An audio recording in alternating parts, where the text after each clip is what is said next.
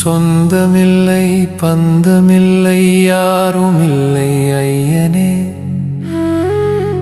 நீயே என்னப்பா, நான் உன் பிள்ளையல்லோ, அதனால் தான் உன்னிடம் முறையிடுகிறேன் அப்பனே.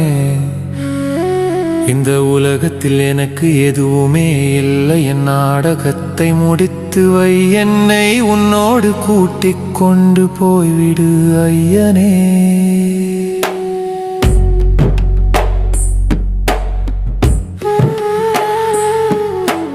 உற்றார் உறவினரை உயிரென நான் நம்பியல்லோ, அற்றமில்லா பொய்கையிலே ஆழம் விழுந்தேனப்பா. உற்றார் ஒதுக்கி வைக்க, அந்த உறவினர் தள்ளி வைக்க, கற்ற கலைகளெல்லாம் கண்ணீரில்